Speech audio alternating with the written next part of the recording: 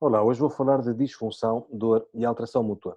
A relação da dor e própria atividade disfuncional com alterações no sistema motor. Todos nós estamos habituados a tratar disfunções e a ouvir falar de disfunções, mas o que são as disfunções não são mais do que alterações da própria atividade. Por exemplo, quando um tecido sofre disfunção ou lesão, vê muitas vezes as suas propriedades alteradas, por exemplo, a propriedade de viscoelasticidade. Sofre aquilo que se chama de deformações plásticas, perde propriedades viscoelásticas, aquela capacidade de deformação de um tecido e desse tecido voltar ao seu comprimento inicial. Podem haver alterações no comprimento muscular, podem haver alterações no tónus e no trófus muscular, levando a fenómenos, por exemplo, de instabilidade ou de rigidez, ou de numa mesma cadeia haverem secções ou segmentos que estão mais flexíveis e outros mais rígidas. Pode haver mesmo alterações da posição articular e cápsula ligamentar. E, portanto, disfunção e própria atividade são uma e a mesma coisa, e perante um estímulo proprioceptivo, um estímulo mecânico, deve haver uma resposta motora que seja adequada a este estímulo. Por exemplo, se eu torço um pé, deve haver uma resposta motora adequada que me reposicione o pé ou o corpo de forma a prevenir ou a limitar, a diminuir o risco de lesão. E, portanto, proprioceptividade e uma resposta motora adequada a esse estímulo são duas faces da mesma moeda. Quando uma das faces está disfuncional, pode levar a disfunção também na outra face. A isto chama este estímulo proprioceptivo, este estímulo mecânico e uma resposta motora adequada se chama sistema de movimento ou sistema motor.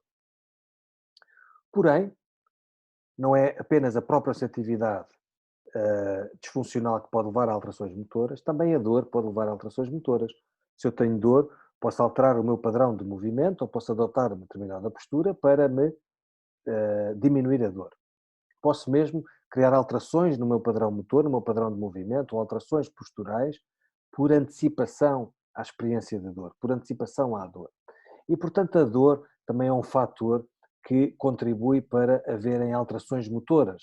De resto, a dor e a própria atividade alterada, a dor e a disfunção, estão muitas vezes também interligadas. Se temos disfunção ou lesão nos tecidos, temos fenómenos inflamatórios e fenómenos de dor.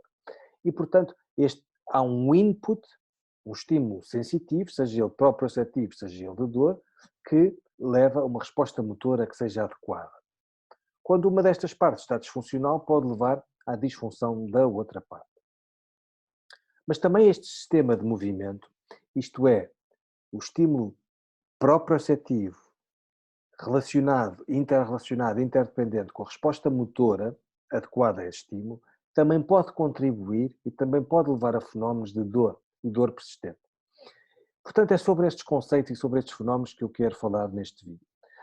Para terminar, todos nós já nos debatemos com a questão de que avaliamos o paciente muitas vezes de forma estática, também de forma ativa, mas se calhar a forma ativa de avaliarmos o paciente não é suficiente. Se calhar não incluímos a relação de forças de músculos agonistas, antagonistas e sinergistas. Se calhar não damos a devida atenção a zonas de cadeias musculares que estarão umas mais rígidas, outras mais flexíveis. Se calhar não olhamos para o paciente com dor e não vemos a dor como uma experiência pessoal e como, por exemplo, alterações do padrão motor ou evitar fazer determinados movimentos, terão mais a ver com fenómenos de antecipação do que propriamente com o fenómeno de dor ou alteração de lesão dos tecidos. Se calhar pensamos às vezes que apesar do paciente e do corpo humano e do sistema musculoesquelético ter tecidos passivos, mas ter uma grande componente que é dinâmica, que é de estabilidade e que é de movimento, se calhar tratar o paciente só de forma passiva, os tecidos só de forma passiva, não é suficiente. E às vezes pensamos que porque é que há pacientes que melhoram substancialmente ou recuperam e outros não. E portanto, no fundo, este é um vídeo que pretende chamar a atenção e despertar uh, os osteopatas e no fundo a nossa intervenção osteopática para criticar, raciocinar, debater estes temas, estes conceitos, estas ideias e dar também algumas sugestões em termos de intervenção e também de abordagem, de diagnóstico. Então vamos começar. Temos, se falamos de um input proprioceptivo, de um estímulo proprioceptivo, estamos a falar das vias da proprioceptividade. Há muitas vias da sensibilidade, vias da dor, temperatura, toque, coceira, e há umas vias da proprioceptividade. Eu não vou aprofundar neste vídeo vias da sensibilidade, sejam elas da proprioceptividade ou da dor, ou vias motoras, porque vou fazer vídeos dedicados a esses temas e com alguma profundidade. Só queria relembrar que então este estímulo mecânico, esta proprioceptividade, diz respeito à capacidade de alguns neurónios sensitivos, relacionados com a proprioceptividade, terem a capacidade de traduzir um determinado estímulo mecânico em potenciais de ação. E, portanto, estas terminações axonais periféricas, se lembrarem, neurónios sensitivos são aqueles neurónios chamados pseudo-unipolares, em que têm um soma e depois têm duas extremidades axonais, na verdade é o mesmo axónio, mas que se divide em dois, numa região periférica e numa região axonal central. A região periférica vai formar aquilo que se chamam os receptores, a região central vai então fazer sinapse no sistema nervoso central, seja na espinal medula, seja nos andares superiores. Como disse, não vou aprofundar estes temas porque vou deixar para outros vídeos. Mas então, são neurónios capazes de criarem potenciais de ação perante um determinado estímulo. Estão acumulados na pele, estão acumulados nos músculos, nos ligamentos, nas cápsulas, e que, de acordo com a sua função, por exemplo, receptores de Ruffini, Pacini, Meissner, relacionados com a proprioceptividade, relacionados com a discriminação fina, com a vibração, outros estão nos músculos relacionados com o grau de alongamento ou de contração do músculo, como os fusos neuromusculares e os órgãos tendinosos de Golgi. Portanto, estes receptores, esta região periférica do axónio, vão formar os receptores e que depois se vão continuar no sistema nervoso central para formar as vias da proprioceptividade. E temos basicamente duas grandes vias da proprioceptividade, uma via que está à vossa esquerda, chamada coluna dorsal lemniscal média, que é a via da proprioceptividade consciente. Isto é, perante um estímulo mecânico, estes neurónios traduzem em potenciais de ação este estímulo mecânico que vai fazer sinapse em várias regiões no sistema nervoso central, mas que por fim vai terminar no córtex, numa região chamada somatosensitiva ou também giro pós-central. Estas são chamadas vias da proprioceptividade consciente, mas depois temos outras vias relacionadas com a proprioceptividade inconsciente, que perante um estímulo mecânico, estes neurónios sensitivos vão criar potenciais de ação e enviar potenciais de ação e vão estimular outros neurónios que finalmente vão terminar no cerebelo e que não chegam estímulos proprioceptivos ao córtex. E, portanto, estas vias são proprioceptivas inconscientes. Mais em concreto, espinocerebelosas, e espinocerebelosas também há mais do que uma. Então, se temos um estímulo proprioceptivo, um input mecânico, temos que ter, como eu disse anteriormente, então uma resposta motora que seja adequada a esse estímulo. Ora, então, isso significa que vamos ter vias motoras, respostas motoras, que vão ser também elas conscientes. Se temos vias de proprioceptividade conscientes, vamos ter vias motoras que são conscientes ou voluntárias, mas também vamos ter vias motoras que são inconscientes ou involuntárias. Isto é, eu para estar sentado, ou para estar a mexer os meus braços, ou para estar com os meus braços apoiados, não preciso estar a pensar que tenho que estar a contrair os músculos eretores da coluna, ou os meus músculos deltoides, ou trapézio, etc. Portanto, temos vias motoras que são inconscientes e temos outras que são conscientes. Eu só queria, para título de demonstrativo, queria demonstrar a relação próxima e íntima, anatomofisiológica, então entre as áreas relacionadas com a proprioceptividade, ou as regiões somatosensitivas relacionadas com a proprioceptividade e com a resposta motora, e têm que estar muito próximas uma da outra em termos anatómicos para a sua fisiologia também ser potenciada e para ser mais fácil os potenciais de ação, criar potenciais de ação excitatórios ou inibitórios, porque as duas vias, os dois tipos de neurónios estão muito próximos um ao outro.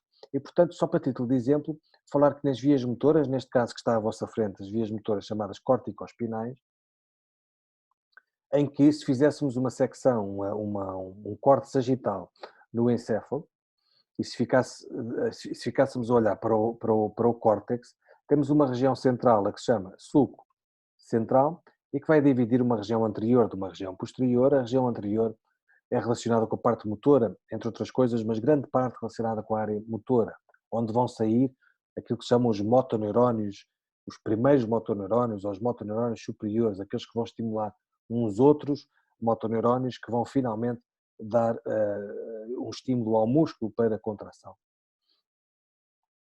Então, a região anterior é então a região relacionada com a área motora e temos uma região posterior a este sulco, a que se chama giro pós-central, que, se vocês se lembram, é aquela zona onde vão terminar as fibras da própria setividade, os neurónios da própria setividade, ou mais precisamente os axónios da própria setividade. Então, esta área anterior ao sulco chama-se giro pré-central e a área posterior chama-se giro pós-central. A área anterior está relacionada com a parte motora, a área posterior está relacionada com a região somatosensitiva. Ora, só para vos exemplificar como é que se passa o movimento voluntário consciente, primeiro temos que pensar no movimento, imaginar o movimento. Isto passa-se naquilo que é chamado o córtex pré-frontal. E temos aqui então os neurónios que vão estimular zonas do córtex que estão à frente deste giro pré-central, também chamada área motora principal. E são duas zonas mais pequenas, a que chamadas área motora suplementar e córtex pré-motor. Estes primeiros neurónios, então, vão estimular estas zonas e destas zonas vêm neurónios que vão estimular, vamos ter aqui uma segunda etapa, que vão estimular núcleos que estão abaixo do córtex, chamados núcleos de base.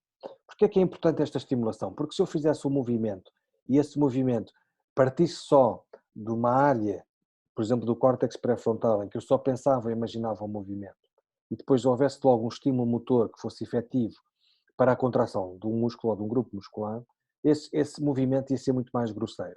E precisamos de zonas, de áreas, que processam o estímulo, processam a informação de pensamento e de imaginar o movimento e que, no fundo, coordenam o movimento, adequam o movimento, tornam o movimento mais preciso. Estão relacionados com o grau de excitabilidade e de inibição de músculos agonistas e antagonistas num determinado movimento. Isto se chama núcleos de base, nos núcleos de base é que se passa este fine-tuning. Núcleos de base são muitos, putamen, núcleos subtalâmicos, substância negra, etc. Não vou aprofundar isso agora.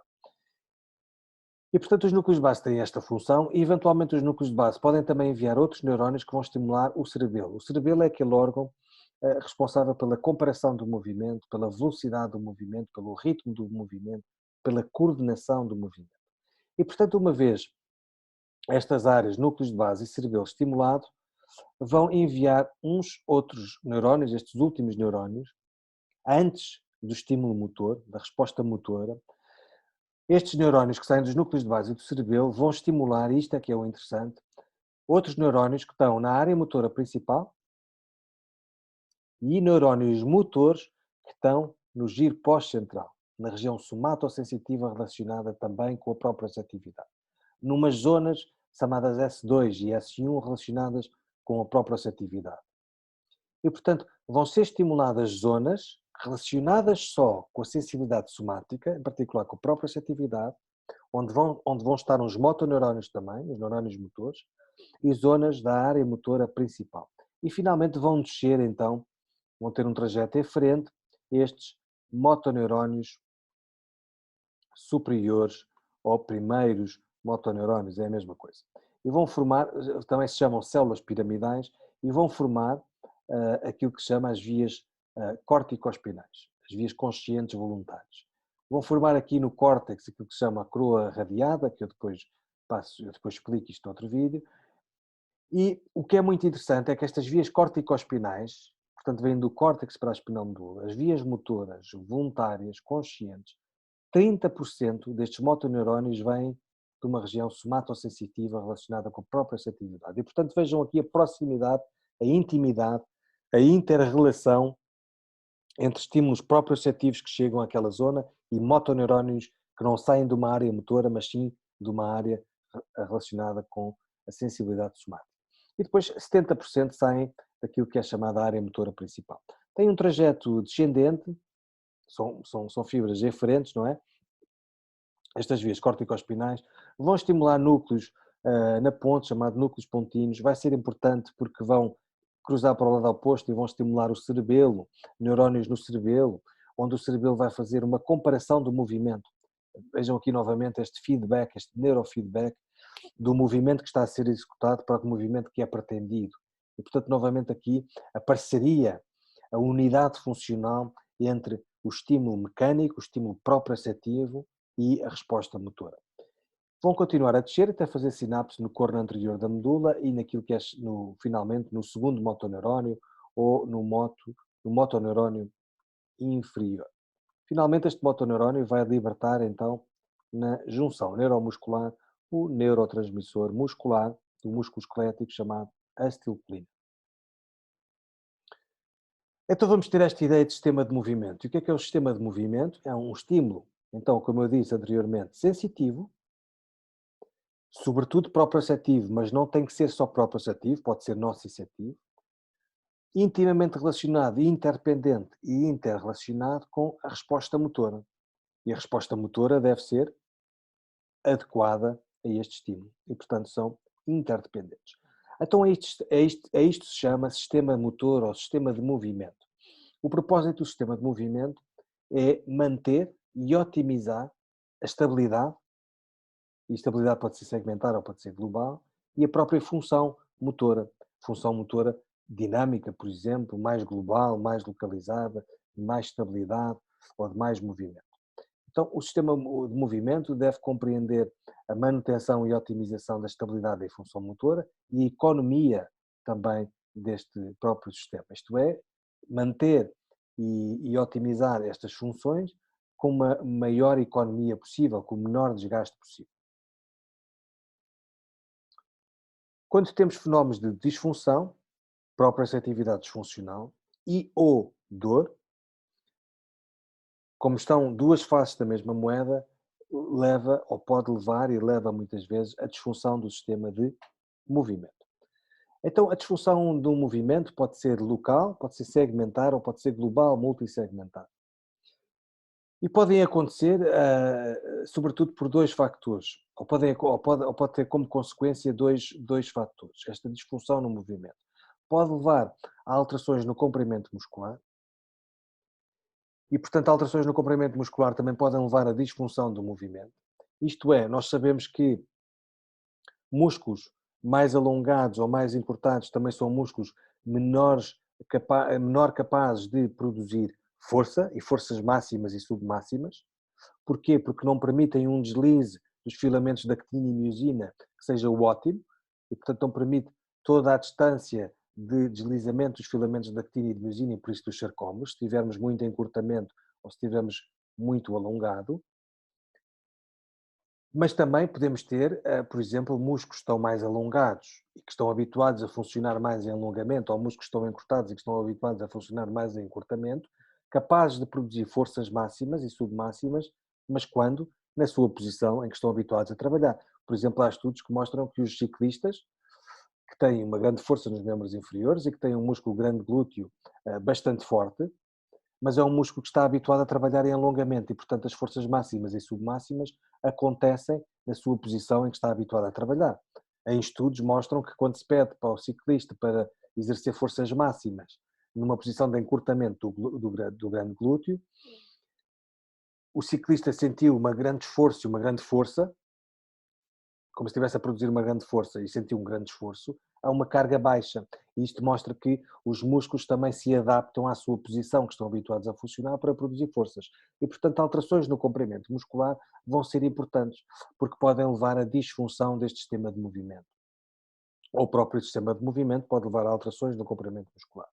Alterações no recrutamento funcional. Se tivermos um sistema de movimento disfuncional, podemos ter, e temos muitas vezes, e há estudos que evidenciam isso, e vocês vão ver à frente, por exemplo, em fenómenos de cervicalgia, ou dor no ombro, ou de lombalgia, que temos o recrutamento, a sequência de recrutamento muscular fica alterada, e também o tempo de resposta de contração muscular fica alterado.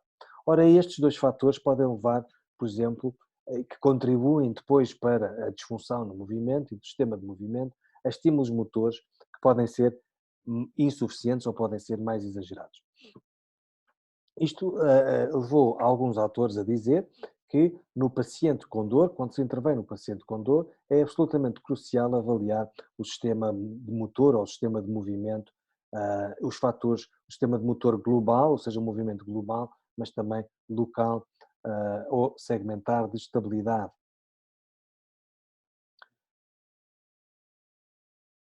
Então, nesta ideia, neste sistema de movimento e olhando para uma resposta motora, podemos dividir os músculos, neste sistema de movimento, basicamente em duas categorias.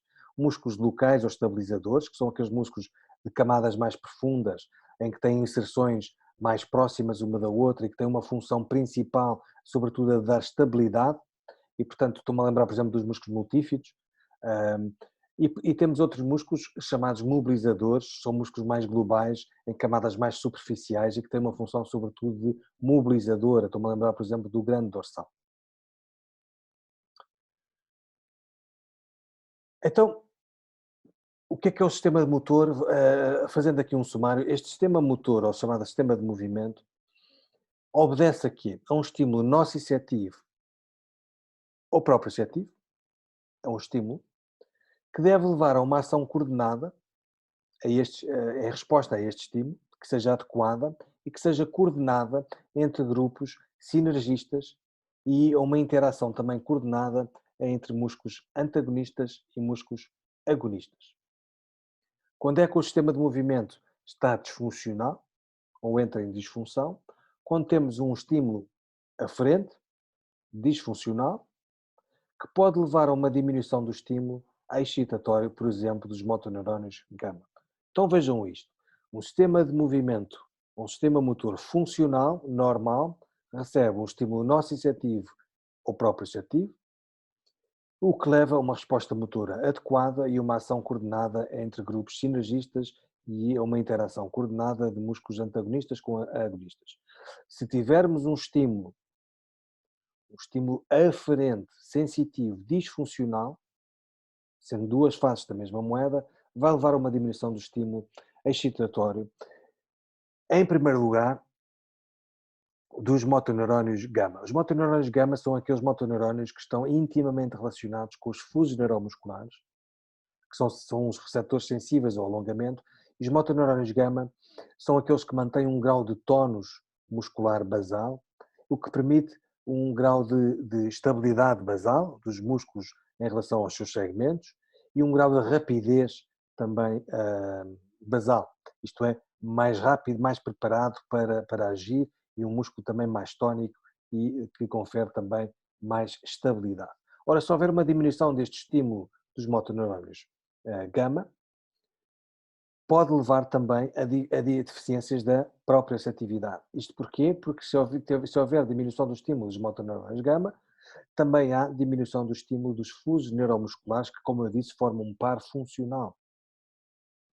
Ora, a diminuição do estímulo dos motoneurónios gama está intimamente relacionado com uma disfunção do estímulo aferente, mas também pode levar à própria atividade disfuncional por alterações da resposta normal dos fusos neuromusculares.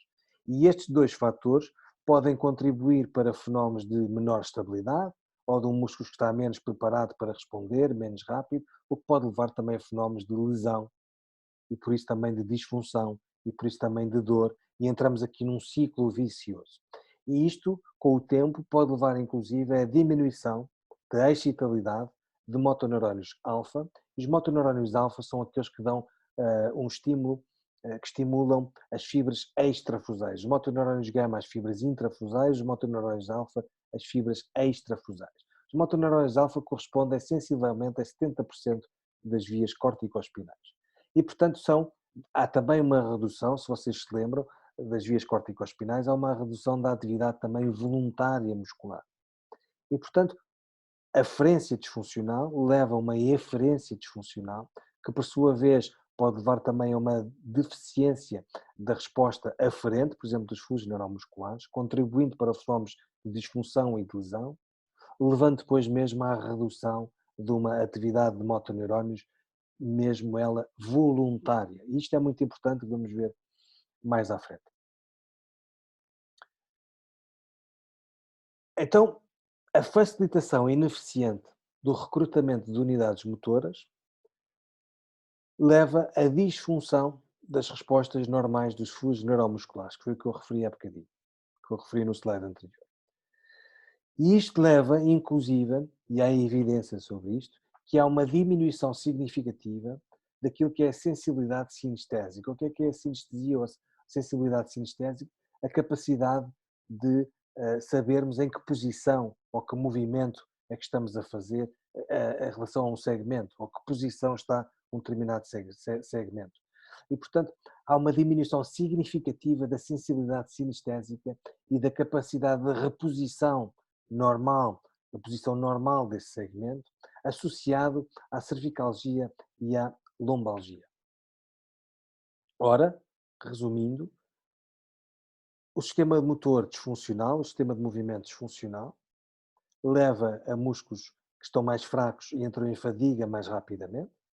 Há alterações neuromusculares, há alterações no comprimento muscular, que estão relacionados com os motoneurónios que eu referi e com os fluidos neuromusculares, e só há alterações do input e output, o input mecânico e o output motor. E como é que isto se aplica na prática clínica, ou como é que isto se vê na prática? Então existe um desequilíbrio, passa a existir um desequilíbrio no recrutamento dos músculos antagonistas e sinergistas. Passa a existir fenómenos chamados de rigidez e flexibilidade relativas. Pode haver redução daquilo que se chama área de secção transversa e do tempo de recrutamento motor. E podem haver alterações plásticas dos tecidos. Vamos a cada um destes pontos rapidamente. Desequilíbrio do recrutamento de antagonistas e de sinergistas. Se vocês olharem para este quadro, por exemplo, na extensão da coxa, veem que pacientes assintomáticos, a sequência de recrutamento muscular é isquiotibiais, glúteos, eretores da coluna contralaterais, e se virmos em pacientes sintomáticos, por exemplo, com dor lombar, a sequência de recrutamento são isquiotibiais, os glúteos sofrem um atraso no tempo de resposta, os eretores da coluna são estimulados ipsilateralmente, e podemos ainda ter, por exemplo, outro fenómeno em que primeiro são os eretores da coluna dorsolombares, depois os eretores da coluna lombar, depois os isquiotibiais e finalmente os glúteos. Vejam, por exemplo, na abdução do ombro, pacientes assintomáticos, recrutamento primeiro supraespinhoso, depois deltoides, trapézio superior, contralateral e ipsilateral, e depois finalmente os músculos inferiores, como o trapézio inferior, como o grande dentado. Em pacientes com dor no ombro ou cervicalgia, os primeiros músculos a serem recrutados são o trapézio ipsilateral, o que faz sentido, não é? Para ajudar na abdução do ombro e manter o espaço subacromial. Só depois são os deltoides, depois o trapézio contralateral e finalmente os músculos inferiores, então o grande dentado, por exemplo, e trapézio inferior. E portanto há uma sequência de recrutamento que está alterada. Fenómenos de rigidez e flexibilidade relativa. O que é que isto quer dizer? Que, por exemplo, neste exemplo que temos aí, podemos ter, ao avaliarmos então os grupos musculares, portanto, neste caso, os grupos flexores, extensores do joelho, peço desculpa, e portanto podemos avaliar, por exemplo, cadeias flexoras ou cadeias extensoras ou grupos musculares que fazem, por exemplo, flexão do tronco. E é este exemplo que temos aí. Por exemplo, se deitarmos o paciente de decúbito ventral e pedimos ao paciente para fazer flexão da perna, num paciente dito normal, sem alterações então nos tecidos, faz flexão da perna e os outros grupos musculares mantêm-se normais, em posição neutra. Se tivermos um paciente em que tenha rigidez nos músculos flexores da coxa, extensores do joelho, quando avaliamos o mesmo movimento, podemos ver fenómenos como este, isto é, um aumento da lordose lombar. Porquê é que isto acontece? Porque temos aquilo que se chama flexibilidade e rigidez relativas. Isto é, para compensar a rigidez que existe nos flexores da coxa, extensores do joelho, o indivíduo tem uma relativa aumento de flexibilidade nos músculos anteriores do abdômen, o que lhe aumentam a curvatura lombar, a lordose lombar, criando uma anteversão da pelvis, um aumento do ângulo lombopélvico, fazendo com que, no fundo, a bacia esteja mais sobressaída, esteja mais elevada. Isto para quê? Para aproximar a bacia, então, do pé. Qual é a aplicação prática disto? É que podemos, eventualmente, ter um paciente que se queixa de uma dor lombar, e essa dor lombar é fruto de rigidez muscular, por exemplo, nos membros inferiores. Por exemplo, se pensarmos numa cadeia que faça flexão, flexão do tronco e flexão da coxa, podemos ter zonas, aquilo que eu referi ao início, zonas de maior rigidez e outras zonas de mais flexibilidade para compensar essa rigidez. Vamos imaginar que este indivíduo fazia uma atividade ou um determinado desporto em que tinha que solicitar muito os músculos flexores da coxa e extensores do joelho, e que por esse solicitamento e por estarem mais rígidos tinha que compensar com um aumento da lordose em determinado movimento, um aumento da flexibilidade dos músculos, por exemplo, do abdômen. E podia eventualmente sofrer ou queixar-se de dor lombar, mas essa dor lombar, se avaliarmos esta relação de músculos sinergistas, etc., percebermos que essa dor lombar tinha a ver com fenómenos ou podia ter a ver com fenómenos de rigidez, neste caso nos membros inferiores, por exemplo. Redução da área de secção transversa e do tempo de recrutamento motor. Há estudos que falam, e este autor em particular é muito conhecido nesta área, em que a redução da área de secção transversa, o que era a área de secção transversa? Se olharmos para a orientação das fibras musculares e se traçarmos um traço perpendicular à orientação das fibras, achamos a área de secção transversa. A área de secção transversa está relacionada com a capacidade do músculo de produzir força ou de estar mais adaptado para produzir velocidade. E, portanto, quanto maior a área de secção transversa, maior a capacidade de produção de força, ou mais adaptado está aquele músculo para produzir força. Por exemplo, o grande glúteo é um músculo com uma área de secção transversa grande. Um reto interno é um músculo com uma área de secção transversa menor. E, portanto, também há evidência que há redução, em casos do sistema de movimento disfuncional, há redução da área de secção transversa e, por isso, uma menor capacidade de produzir força por esses músculos ou esses grupos musculares. E também o tempo de resposta, o tempo de recrutamento motor também altera. Por exemplo, há estudos que falam nas sacroiliides e nas lombalgias, em que há uma diminuição do tempo de resposta nestes pacientes dos músculos da massa comum ou dos músculos estabilizadores da pelvis e do complexo lombopélvico. Finalmente temos aquilo que chamam as deformações plásticas. Os tecidos devem ter, e todos os tecidos, e mesmo o osso, tem aquilo que se chama propriedades viscoelásticas. Isto é um tema muito complexo da biomecânica dos tecidos, mas tem uma capacidade viscoelástica, isto é, a capacidade de serem deformados sobre determinadas cargas de compressão, de tensão, de torção, etc., e de voltarem ao seu tamanho inicial e ao seu comprimento inicial. E, portanto, sobre determinadas forças tensionais, os tecidos têm esta capacidade viscoelástica que se ultrapassar esta capacidade viscoelástica, este platô, chamado ponto de escoamento, os tecidos começam a sofrer microlesões, microrroturas.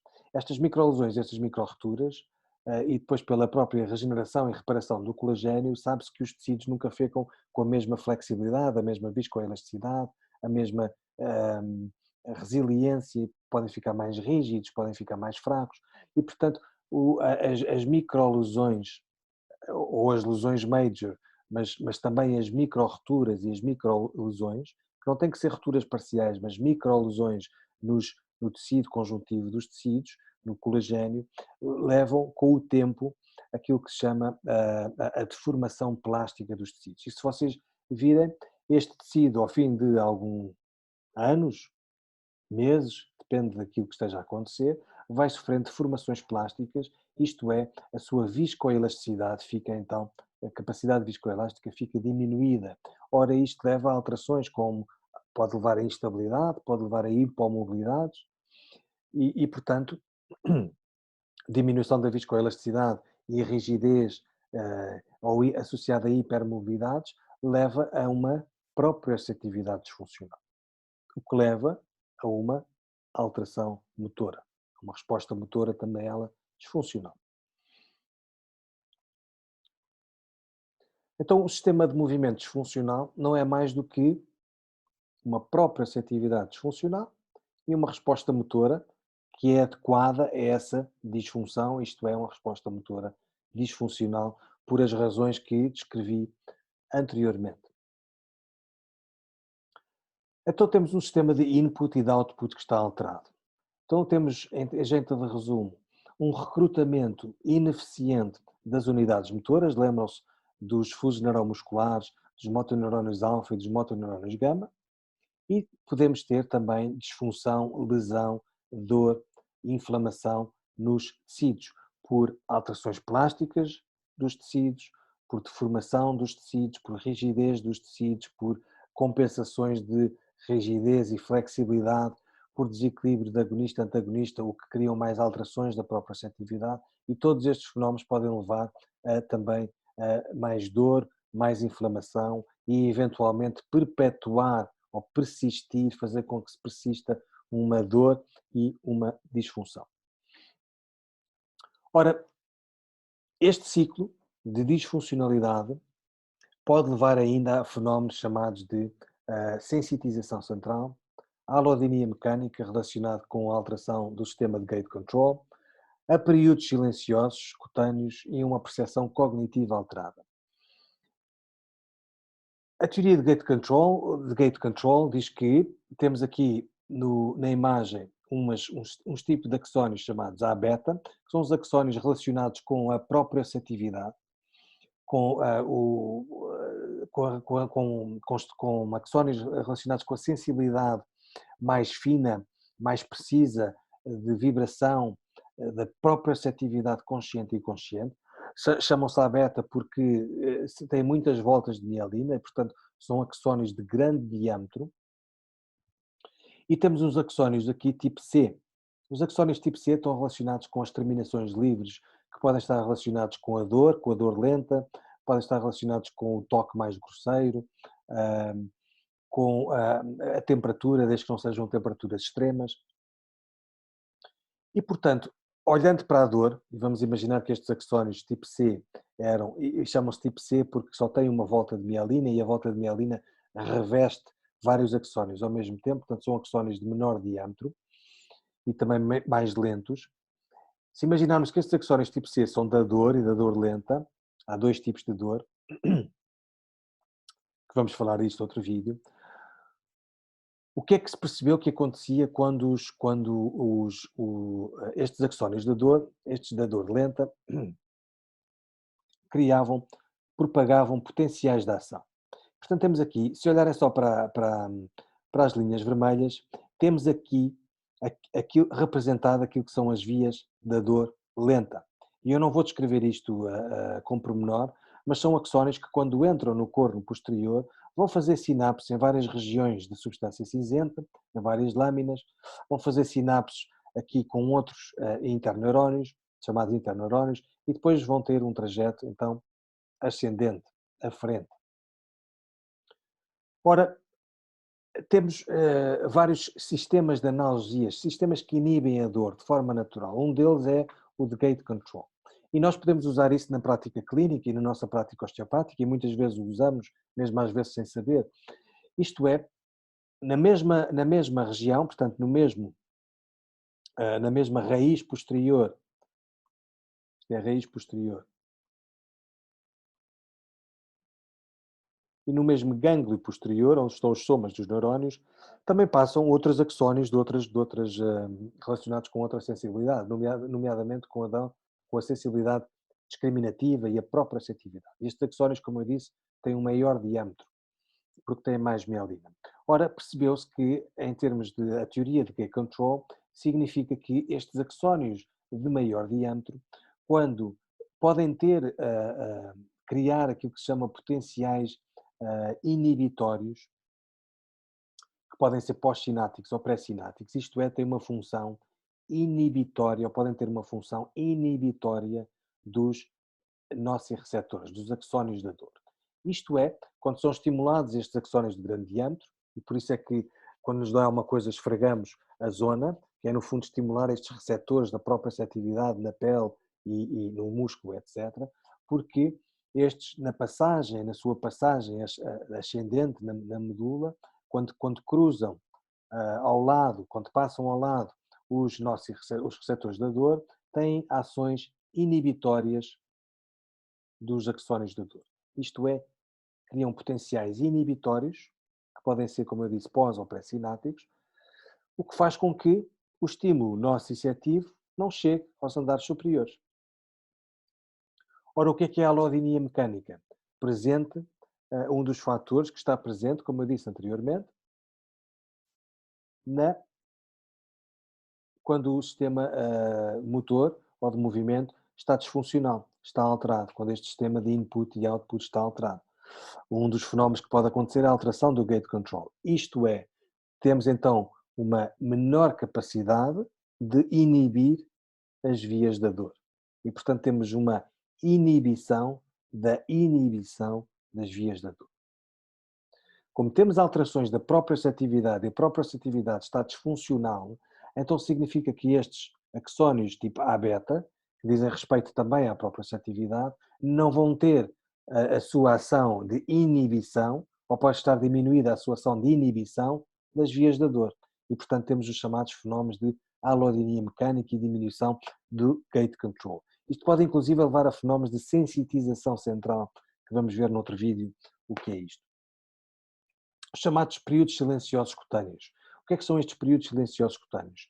São em que na presença de dor, e a presença de dor que pode estar associada ou não a disfunções da própria receptividade, uma própria receptividade disfuncional. Se temos disfunção, temos muitas vezes lesão de tecidos, inflamação e dor, mas também podemos ter dor sem propriamente ter uma lesão nos tecidos. E, portanto, os dois tipos de dor, se quisermos, se for continuada, se for persistente, pode criar fenómenos chamados períodos silenciosos. Isto vai contribuir também para um ciclo vicioso, em que, o que é que são os períodos silenciosos, primeiro que tudo? Temos aqui, desta vez, os axónios, os neurónios da dor rápida, as A-delta, que quando estão, esta é a dor rápida, a dor aguda, que quando estão muito ativados, criar muitos potenciais de ação e durante muito tempo, com alguma persistência e durante algum tempo, começou-se a observar, e isto descobriu-se por acaso, começaram-se a observar alguns fenómenos. E alguns destes fenómenos um desses fenómenos é, quando estas fibras estão a criar, portanto, muitos potenciais de ação, muito despolarizadas durante muito tempo e com alguma persistência, portanto dor, criam potenciais estes inibitórios também, desta vez aos motoneurónios, e portanto vão inibir motoneurónios. Como é que inibem, como é que os nociceptores, ou como é que como é que os neurónios da dor inibem motoneurónios, neurónios motores, através de uns interneurónios, que existem em grande quantidade na substância cinzenta, e estes interneurónios, portanto estes neurónios da dor, vão estimular os interneurónios, e estes interneurónios vão ter uma ação inibitória dos motoneurónios, sobretudo os motoneurónios A-alfa. Isto faz, na prática, quer dizer o quê? Na presença da dor e de dor persistente, podemos começar a ter inibição dos próprios motoneurónios, por exemplo, os alfa, os tais que vão excitar as fibras extrafusais, os tais responsáveis das vias corticoespinais, da resposta motora voluntária e consciente.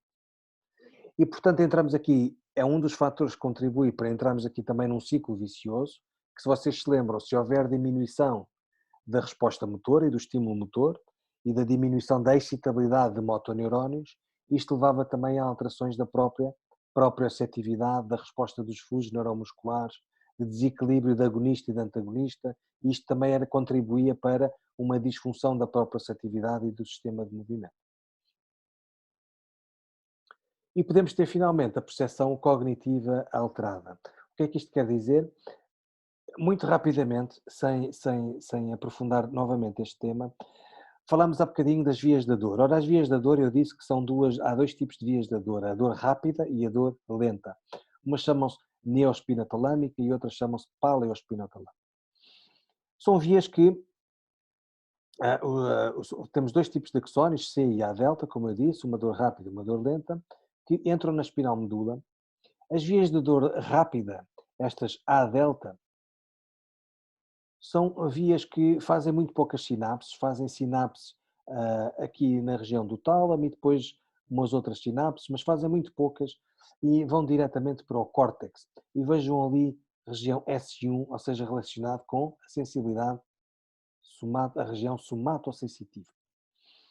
As fibras A delta. E vão para aquela região por uma razão que eu agora não vou aprofundar. Mas temos as outras vias da dor, as vias da dor lenta, as tipo C, que vão fazer uma série de sinapses. Vão fazer sinapses, vão estimular uma zona chamada substância reticulada, vão estimular uns núcleos, que não interessam os nomes agora, mas que vão estimular umas zonas chamadas amígdalas, vão estimular uma zona chamada ínsula, mais precisamente o córtex insular e ínsula anterior, vão estimular uma zona chamada giro cingulado, aquilo a que se vai chamar aquilo que se chama o sistema metalímbico, ou as regiões metalímbicas.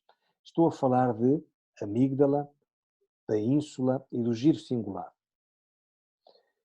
A esta via chama-se o trato corticolímbico, porque destas vias, destas regiões, também vão vir depois, vão estimular zonas conscientes, zonas do córtex.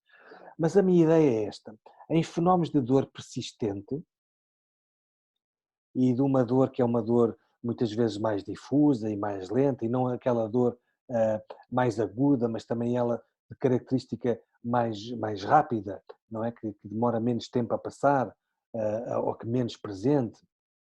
Aquela dor que é recorrente, que é persistente, que umas vezes está mais exacerbada e agudiza, mas depois diminui e que subsiste no tempo, ativa estas fibras tipo C. Isto é um pouco mais complexo do que eu estou a dizer, mas não, para já não vou aprofundar mais. Ativa zonas do chamado sistema metalímbico. E este sistema está relacionado com o quê? Com o medo, com as emoções, com a memória e com outras coisas. Isto é, um paciente que experiencia dor durante muito tempo ativa zonas relacionadas com a memória, isto é, a memória da dor, a memória dos fatores que desencadearam a dor, ou dos movimentos que desencadearam a dor, a história da dor. Estimula zonas relacionadas com as emoções, com a emoção, com o aspecto emocional. Temos aqui a amígdala e a ínsula muito relacionado com a parte emocional, com a relação que eu tenho comigo próprio, a relação que tenho com o outro, relacionados com áreas de ansiedade e de raiva, etc. E, portanto, passamos a ter uma dor que é uma componente menos aguda, que nos leva menos à ação, mas uma dor mais relacionada com uma componente emocional e que me vai afetar também o meu eu e a percepção do meu eu com os outros, e que ativa zonas também relacionadas com o medo, e portanto o medo da dor, o medo de voltar a ter dor, o medo de voltar a fazer um movimento ou a ter uma posição que me doa, e portanto a dor persistente também leva a alterações do comportamento motor e da resposta motora. Isto acontece porque há uma má interpretação da sensação de dor, que é sentida como perigo, e portanto é um perigo, não entendo esta dor, tenho medo de voltar a ter e portanto tenho que reagir e o sistema nervoso reage, mesmo não sendo de forma consciente. Estas coisas passam-se muitas vezes nas regiões também inconscientes, pese embora depois se relacionam com áreas da consciência, mas em que o sistema nervoso entende como perigo e torna-se protetor em relação ao perigo, e às vezes demasiado protetor, e adota posturas emocionais e físicas protetoras da dor. Há uma forte relação da dor, como eu disse, com componentes emocionais, portanto temos aquela dor que é persistente com uma grande componente emocional, como eu referi, e fenómenos de antecipação da dor, como fenómeno de proteção, protetor. E portanto adotamos posturas e padrões de movimentos e comportamentos que antecipam a dor e a experiência de dor. Ora, isto, como eu disse, leva a alterações no sistema de movimento, a disfunção do tal sistema de movimento,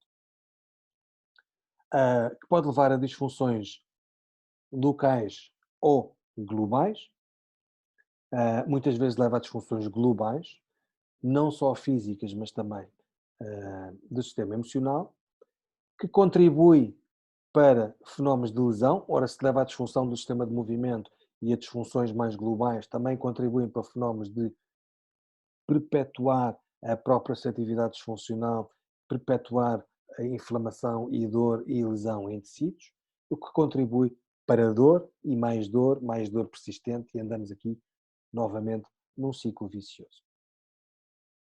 Em jeito de considerações finais, como é que isto pode ser aplicado na prática clínica e que ferramentas de avaliação e de intervenção devemos pensar e incluir? Aliás, isto é um vídeo muito generalista, porque cada área destas pode-se aprofundar. Mas eu considero importante, o mais importante em termos do vídeo e da informação que eu dei no vídeo, é a forma como avaliamos o sistema motor. Seja uma avaliação mais segmentar ou uma avaliação global, ou as duas. E, portanto, avaliar os músculos locais, segmentares e as cadeias musculares, as chamadas cadeias globais.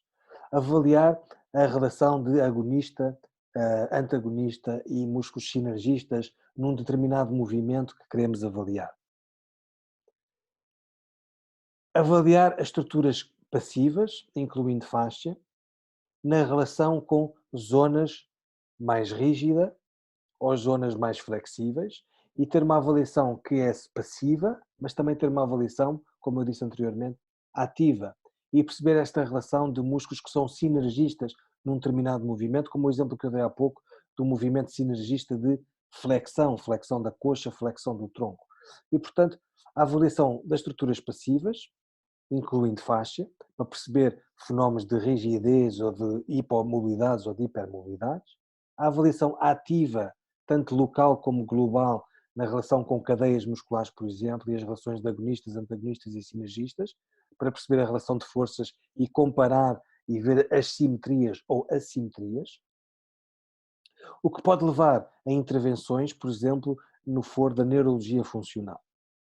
Por exemplo, conseguimos estimular, em termos de neurologia funcional, os receptores que eventualmente estariam em disfunção, conseguimos estimular ou criar aqui espécies de resets no sistema nervoso. Estou-me a lembrar da neurocinética, por exemplo, em que conseguimos estimular receptores dos fusos, ou conseguimos inibir ou estimular músculos que estão mais alongados ou mais contraídos, e aproveitar o período silencioso que o cerebelo também tem para fazer uma espécie de reset.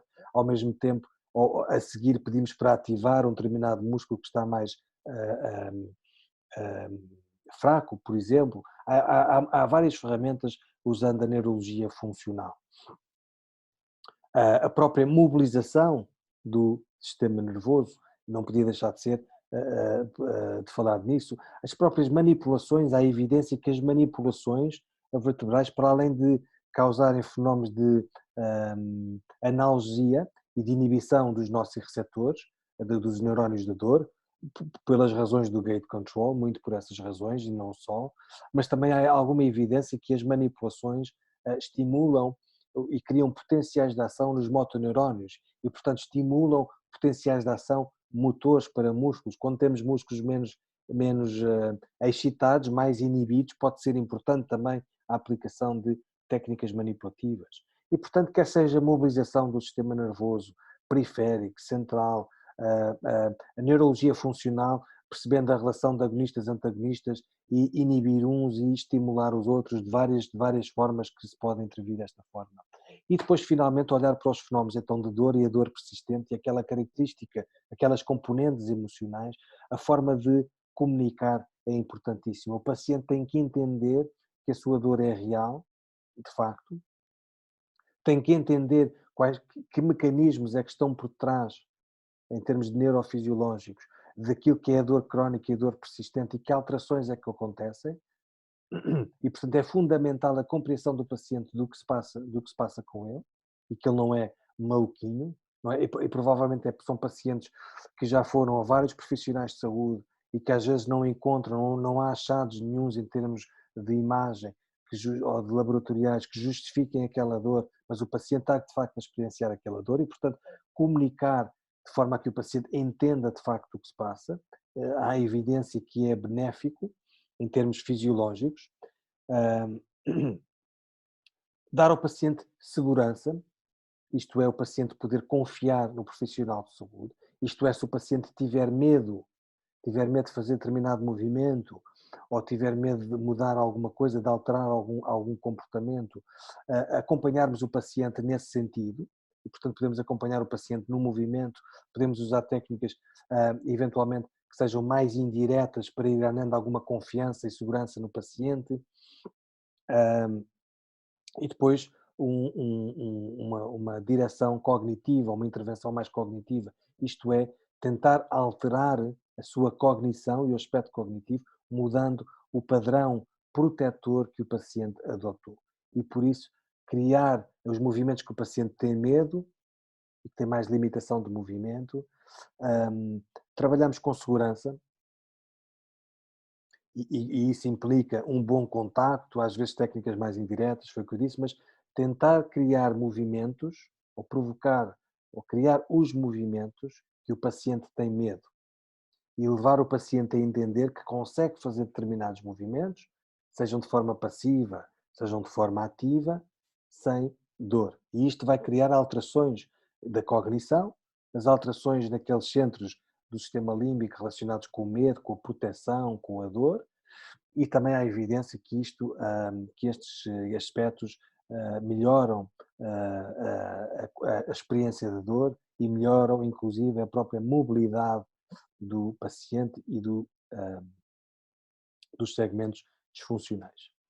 E pronto, e fico por aqui, não me quero arrastar mais, o vídeo já vai longo. Os próximos vídeos serão então sobre a anatomofisiologia das vias da sensibilidade e da dor, temperatura, a própria atividade e das vias motoras. Portanto, vão ser vídeos sobre neurofisiologia com alguma profundidade, que eu acho importante no osteopata como profissional de saúde, e tendo em conta que os nossos pacientes, a grande maioria, tem dor e, portanto, a dor como sintoma e como sinal e como doença e como alteração no sistema nervoso, possivelmente, torna-se, acho eu, crucial entendermos bem como é que o sistema nervoso funciona.